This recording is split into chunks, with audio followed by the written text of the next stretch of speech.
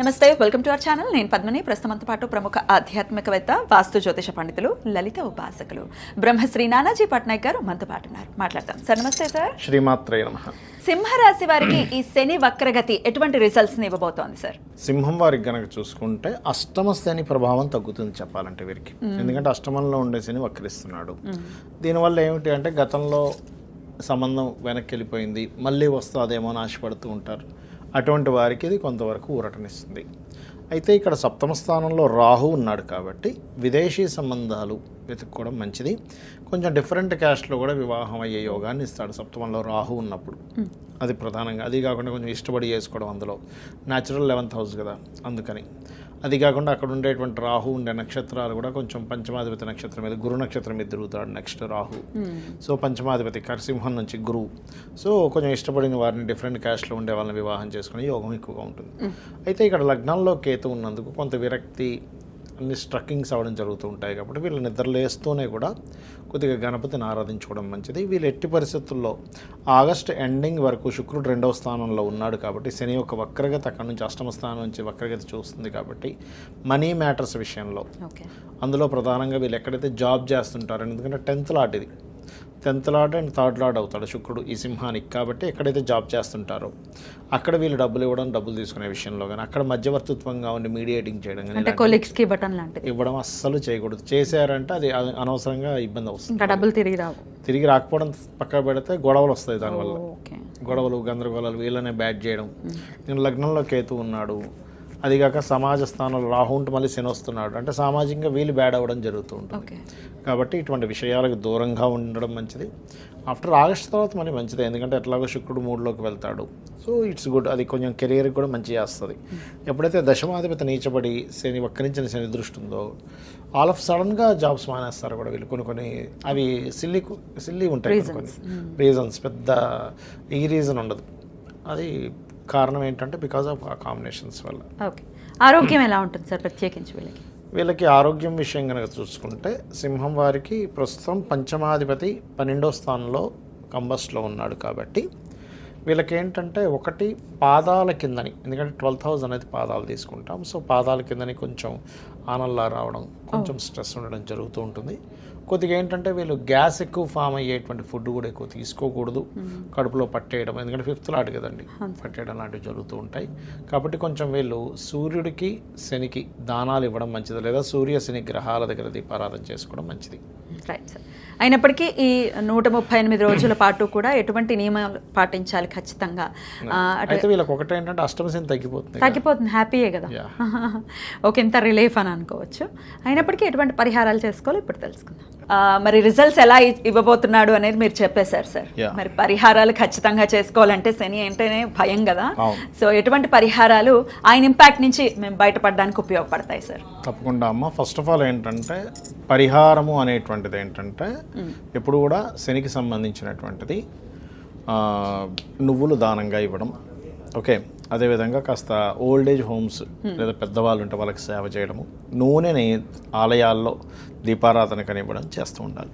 అయితే ఇది శని మనకిప్పుడు గోచారంలో వక్రిస్తున్నాడు, కానీ వాళ్ళ పర్సనల్ చార్ట్స్లో కూడా ఒక గ్రహం వక్రించినందుకు భృగునందనాడి అనేటువంటి దాంట్లో ఒక విషయం చెప్పారు. అది పెండింగ్ కర్మ అంటాం దాన్ని మనం. అంటే ఏ గ్రహం వక్రించినా అది పెండింగ్ కర్మ. శనే వక్రించాడు అనుకోండి, వీళ్ళు పాస్ట్ లైఫ్లో చేయాల్సిన వర్క్ చేయలేదు, అది వర్క్ చేయడానికి వచ్చారు ఒకటి. రెండవది వీళ్ళు ఉన్న ప్రదేశం నుంచి మారితే వీళ్ళ కెరీర్ బాగుంటుందని కూడా అర్థం. అయితే ఇట్స్ డిపెండ్ ఆన్ శని. ఇప్పుడు వాళ్ళ పర్సనల్ చార్ట్లో పలానా దగ్గర వక్రించారు, ఆ వెనక రాశి నుంచి 159లో ఏ గ్రహాలు ఉన్నాయో చూడాలి. దాన్ని బట్టి వాళ్ళు ప్లేస్ మారడం వల్ల అభివృద్ధి ఉంటుందా ఉండదా అనేది తెలుస్తుంది. ఇంకోటి ఏంటి, డ్యూయల్ సైన్ వైపు వెళ్తుంటే రెండు జాబ్స్ చేస్తారని అట్లా చెప్పొచ్చు, ఎందుకంటే కర్మ 2 ప్లేసెస్కి ఆక్యుపై చేస్తున్నాడు కదా అట్లా. అదేవిధంగా జీవుడు వక్రించాడు అనుకోండి, వీళ్ళు ధర్మకార్యాలు కొన్ని పెండింగ్ ఉన్నాయి పూర్వజన్మల్లో. అంటే గురువు ధర్మకార్యాలు, జ్ఞాన సంబంధించినవి, లేకపోతే కొంతమంది చూడండి గుళ్ళు కట్టిస్తూ ఉంటారు, తీర్థయాత్రలకు వెళ్తూ ఉంటారు, దేవత వాటి దగ్గరికి అక్కడ సేవలు చేస్తూ ఉంటారు. ఇప్పుడు కొంతమంది పూజారులు ఉన్నారు, లేకపోతే వీళ్ళు ఉన్నారు దేవతా సంబంధించిన అదే టెంపుల్స్లో. వాళ్ళందరూ కూడా పాస్ట్ లైఫ్లో కొంత కర్మ బ్యాలెన్స్ ఉంది వారికి. లేకపోతే అంత ఈజీగా రాదు అది. అంతే కదా సార్. అదేవిధంగా కొంత ఉపాసనలు చేసేవారు, అవన్నీ కూడా జూపిటర్ వక్రించినందుకు వాళ్ళు చేస్తే క్లియర్ అవుతుందని అర్థం. అలాగే మెర్క్యూరీ రిట్రో అనుకోండి, వీళ్ళు నాలెడ్జ్ షేరింగ్ చేయాలి. నాలెడ్జ్ షేర్ చేస్తేనే వీళ్ళకి ఈ జన్మ క్లియర్ అవుతుంది, అదర్వైజ్ అవ్వదు. మీరు గమనించవచ్చు, ఇవి చేస్తూ ఉంటే వీళ్ళ లైఫ్లో అభివృద్ధి కూడా ఉంటుంది. అంటే వీళ్ళు అలుపు పెరగకుండా వర్క్ చేస్తున్నారు శని వక్రగతి వాళ్ళకి బాగుంటుంది లైఫ్. అదేవిధంగా దేవతా క్షేత్రాలు వెళ్ళడం చేస్తున్నారు, వీళ్ళ లైఫ్ అక్కడ నుంచి స్టార్ట్ అవుతుంది బాగుండడం అనేది. నాలెడ్జ్ ఎంత షేర్ చేస్తూ ఉంటే ప్లస్ అవుతూ ఉంటాడు. ఎందుకంటే కుజుడైతే భూములకు సంబంధించింది, అన్నదమ్ములకు సంబంధించిందమ్మా. అంటే ఇప్పుడు కొన్నిసార్లు భూముల్ని వదిలేయాల్సి వస్తుంది, వదిలేయాలి అంటే కొన్నిసార్లు వదిలేసారు. అంటే వక్రించి కేతువుతో కనెక్ట్ అవుతే ఖచ్చితంగా వదిలేయాలి. వక్రించి శుభగ్రహంతో కనెక్ట్ అయితే ఏంటంటే వాళ్ళు వేరే ప్రదేశకు వెళ్ళడం ద్వారా భూములు సంపాదిస్తారు. 100 ప్లేసులు సంపాదించలేరు, మీరు ప్లేస్ మారండి, అక్కడ మీరు బీభత్సంగా భూములు సంపాదిస్తారని చెప్పొచ్చు. అలా అలాగే శుక్రుడు అనుకోండి, వీళ్ళకి జనరల్గా ఏమవుతుందంటే ఎవరికైనా శుక్రుడు వక్రించాడు అంటే వివాహం విషయంలో సంబంధాలు చూసేటప్పుడు దగ్గర దాకా వచ్చి మిస్ అవ్వడం ఖచ్చితంగా జరుగుతుంది. అందులో పర్టికులర్గా 7th హౌస్లో కనుక శుక్రుడు వక్రిస్తే ఇంకా ఖచ్చితంగా జరుగుతుంది. 7th హౌస్లో ఏదైనా గ్రహం వక్రిస్తే వాళ్ళకి సంబంధం ఓకే అన్నట్టు ఓకే వెనక్కి వెళ్ళడం జరుగుతూ ఉంటుంది. అదొక రకంగా దోషం పోయినట్టు అలా జరిగిందంటే వివాహానికి ముందు.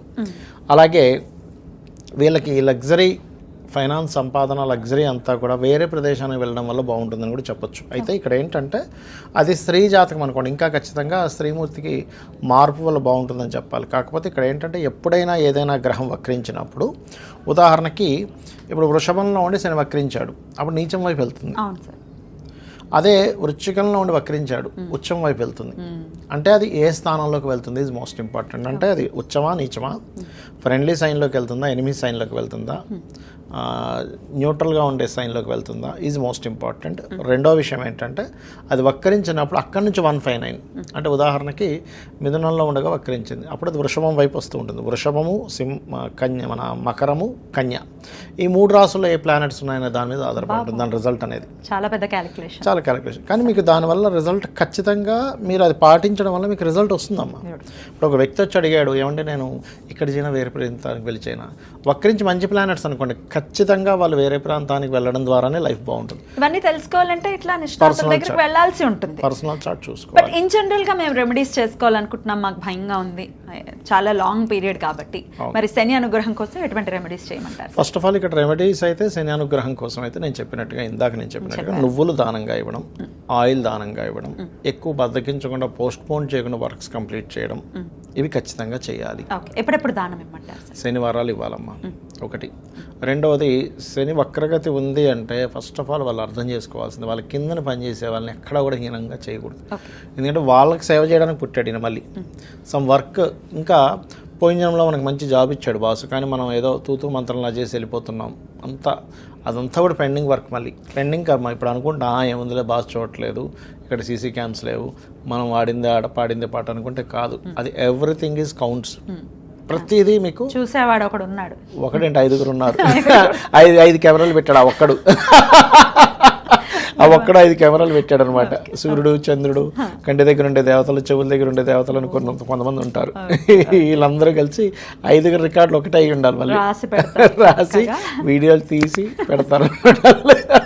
వీడియో చూపిస్తారు, నేను చేయలేదన్నయ్య, ఇక్కడ చేసింది నువ్వు కాదా. ఇక దేవతారాధన, అమ్మవారి ఆరాధన కానీ లేకపోతే ఏ ఆరాధన కొంచెం మంచి ఫలితం ఇస్తుంది? ఎప్పుడైనా శని ఈ కలియుగ దైవం వెంకటేశ్వర స్వామి ఆరాధన అయితే పంచమాధిపతిని బట్టి ఏ ఆరాధన అనేది చెప్పాలి, 9వ అధిపతిని బట్టి ఏ క్షేత్రం అనేటువంటి చెప్పాలి. దాన్ని బట్టి వాళ్ళ పర్సనల్ చార్ట్లో 9th లార్డ్ 5th లార్డ్ చూసుకోవాలి. రైట్ సార్, చాలా అద్భుతంగా తెలియజేశారు సార్. భయపడాల్సిన అవసరం లేదు, మన నడవడిక బాగుంటే ఖచ్చితంగా ఆయన మంచి రిజల్ట్స్ ఇస్తాడు. అంతే కదా. ఇప్పుడు నడవడిక అంటే ధర్మము. ఇప్పుడు లలితాసహస్రనామాల్లో ధర్మాధ్యక్ష, ధనాధ్యక్ష, ధనధాన్య వివర్ధిని అంటుంది. అంటే ధర్మానికి అధ్యక్షురాలు. ధర్మానికి అధ్యక్షురాలు అయినప్పుడు ఆ ధర్మంగా ఉంటే అమ్మవారే ఓకే వీడు ధర్మంగా ఉన్నాడు రా అని చెప్పి ఆవిడే ధనం ఇచ్చేది. ఖచ్చితంగా. అద్భుతం సార్, చాలా వివరంగా మాకు తెలియజేసినందుకు కృతజ్ఞతలు సార్. నమస్తే. శ్రీమాత్రే నమః.